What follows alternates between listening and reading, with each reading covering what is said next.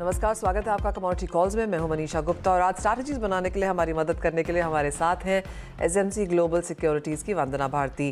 वंदना, बहुत शुक्रिया साथ जोड़ने के लिए। और सोने चांदी से ही शुरुआत कर लेते हैं क्योंकि सोने में ऑल टाइम हाईज है अंतर्राष्ट्रीय बाजारों में और चांदी में भी अपने लो से अच्छी खासी तेजी। जी मनीषा, अभी इनिशियली हम लोगों ने एक अपसाइड आता हुआ देखा है। 2570 का ऑलरेडी एक हाई लग चुका है कॉमिक्स में। मुझे लग रहा है कि अब यहाँ पे थोड़ा सा पॉज देखने को मिल सकता है और आज के स्टेटमेंट्स के बाद देखते हैं कि मार्केट किस तरीके का रिएक्शन करेगी।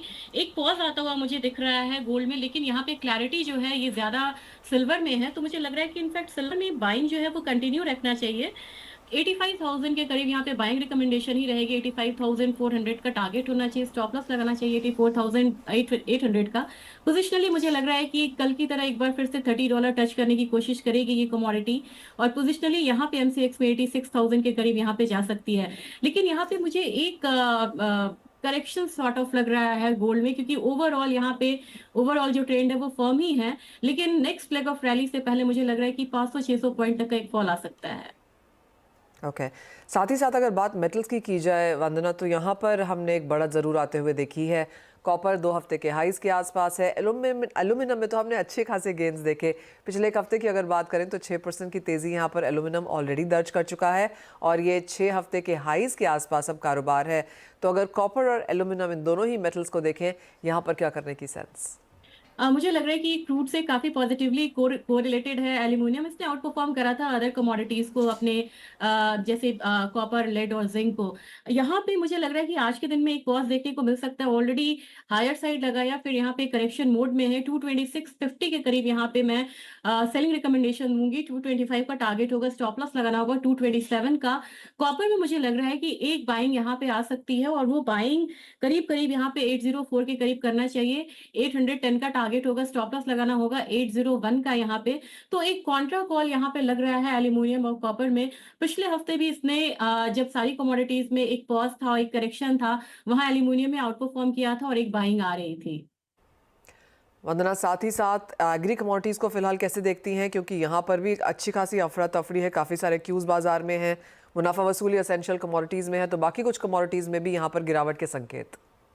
जी मुझे लग रहा है कि यहाँ पे ग्वार काउंटर में सबसे ज्यादा प्रेशर जो है वो देखने को मिल रहा है। स्पाइसेस में भी इनफैक्ट मिल रहा है। मुझे लग रहा है कि जीरे में भी यहाँ पे जो गिरावट है वो कंटिन्यू हो सकती है। तो करंट मार्केट प्राइस से भी अगर हम सेलिंग करते हैं, जो अक्टूबर कॉन्ट्रैक्ट है, मुझे इसमें लग रहा है इनफैक्ट सितंबर कॉन्ट्रैक्ट में भी यहाँ पे सेलिंग करके हम चल सकते हैं 24,700 के करीब में। और मुझे लग रहा है कि ये काउंटर एक बार 24,200 तक के लेवल्स को देख सकता है। जो स्टॉप लॉस इसके लिए लगाना होगा वो होगा 24,950 का। दूसरी कमोडिटी यहाँ पे जो एक अपसाइड ले रही है, काफी ज्यादा शार्प फॉल आया था यहाँ पे धनिया में। यहाँ पे मुझे लग रहा है कि फ्रेश बाइंग आती हुई दिख रही है और वॉल्यूम थोड़ा सा यहाँ पे इंप्रूव हुआ है। इसमें मेरी बाइंग रिकमेंडेशन रहेगी 6770 के करीब सितंबर कॉन्ट्रैक्ट में बाइंग करनी चाहिए। टारगेट होगा 6900 का, स्टॉप लॉस लगाना होगा 6715 का। लेकिन ग्वार काउंटर ऐसा है जो यहाँ पे अभी भी निगेटिवली रिएक्ट कर सकता है और यहाँ पे गम में मुझे लग रहा है कि 9800 तक प्राइसेस नीचे की तरफ दोबारा आ सकता है। और वहीं ग्वाडसीड में भी मुझे लग रहा है कि 5100 का एक डाउनसाइड लेवल जो है वो देखने के लिए मिलेगा। लेकिन पोजिशनल बायर्स के लिए मनीषा मुझे लग रहा है कि एक अच्छी अपॉर्चुनिटी मिलेगी जहां से फिर से एक बार फ्रेश बाइंग आता हुआ हम लोग देख पाएंगे। ओके, तो ऑफ कोर्स ग्वार और ग्वार सीड में जैसा कि आप देख सकते हैं अच्छी खासी मुनाफा वसूली है। एज ऑफ नाउ भी बिकवाली के संकेत यहाँ पर, लेकिन निचले स्तरों पर जिस तरह से वंदना ने बताया कुछ बहुत सपोर्ट यहाँ पर बन सकता है। आपको ये भी याद दिला दें कि आज यूएस की एफओएमसी मीटिंग के मिनट्स हैं, तो आज शाम का सत्र यहाँ पर काफ़ी इंपॉर्टेंट रहेगा। और इस हफ्ते के खत्म होते होते यानी कि फ्राइडे को जैक्सन होल की मीटिंग में जेरोमी पॉवेल क्या कहते हैं और इंटरेस्ट रेट्स के बारे में उनका क्या व्यू है वो सुनना भी काफ़ी इंपॉर्टेंट रहेगा। और इन दोनों इवेंट्स के पहले हमने डॉलर इंडेक्स में जो गिरावट आते हुए देखी है उसका कुछ फायदा यहां पर नॉन एग्रो कमोडिटीज में देखने को मिला है। तो ये दो इवेंट्स पे आपकी नजर पक्के तौर पर रहनी चाहिए। लेकिन इसी के साथ एक ब्रेक का भी समय है। जब लौटेंगे तो वंदना तो होंगी हमारे साथ ही साथ अपने दर्शकों के सवालों को भी जोड़ेंगे।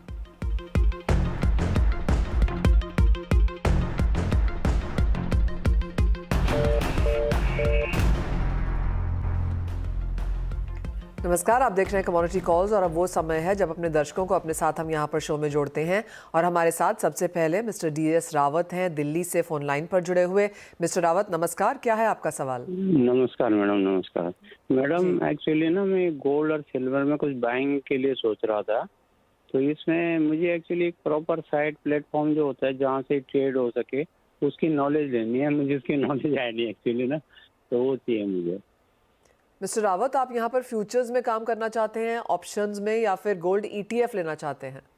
ये जो गोल्ड, बेसिकली गोल्ड ईटीएफ वगैरह इन्हीं में डील करना चाहता हूँ मैं। जैसे कि गोल्ड ले लिया, चांदी ले ली, प्रॉफिट आया तो अपना सेल कर दिया, वही करना चाहता हूँ। ओके, वंदना गोल्ड ईटीएफ लेना चाहते हैं, क्लियरली फ्यूचर्स एंड ऑप्शंस में ट्रेड नहीं करना चाहते, तो एक डिजिटल गोल्ड भी ले सकते हैं या फिर गोल्ड ईटीएफ इवन बेहतर है। क्या राय देंगी, कैसे, कितना लें और किन लेवल्स पे लें? जी मनीषा, ये बहुत बढ़िया क्वेश्चन है और मुझे लग रहा है कि इसके लिए सबसे पहले आपको किसी ब्रोकिंग हाउस के थ्रू एक डीमैट अकाउंट ओपन करवाना होगा। विद इन 24 आवर्स आपको हो जाते हैं। केवाईसी करवाने के बाद जिस तरीके से आप इक्विटी में ट्रेड करते हैं कैश में, उस तरीके से ही आप यहाँ पे ईटीएफ में भी ट्रेड कर सकते हैं। यहाँ पे गोल्ड बीज या सिल्वर बीज भी आपको मिल रहे हैं जो कि करीब करीब अगर 83-82 रुपीज में आपको यहाँ पे गोल्ड सिल्वर बीज मिल रहे हैं। तो मेरे ख्याल से वो गोल्ड और सिल्वर के प्राइसेस को यहाँ पे फॉलो करते हुए ये बीज होते हैं और बड़े कम अमाउंट से आप यहाँ पे निवेश कर सकते हैं। दूसरा तरीका यहाँ पे एसजीबी का भी होता है, हालांकि फ्रेश ट्रांच यहाँ पे नहीं आया है। एसजीबी आप पोस्ट ऑफिस या आपका बैंक अकाउंट है वहां से भी आप ले सकते हैं। तो ये दो तरीके मुझे बढ़िया लग रहा है। और लेवल्स की बात रही तो मुझे लग रहा है कि ये जो दोनों कमोडिटी हैं अभी बड़े बुलिश ट्रेंड में है। रिसेंटली हम लोगों ने एक फॉल आता हुआ देखा था, लेकिन फॉल के बाद फिर से एक अपसाइड जो है यहाँ पे देखने को मिल रहा है। तो मेरे ख्याल से 71,000 71,500 एक अच्छा लेवल है जहां पे आप ये बाइंग कर सकते हैं। बीज में भी बाइंग कर सकते हैं, ईटीएफ बाइंग आप यहाँ पे कर सकते हैं।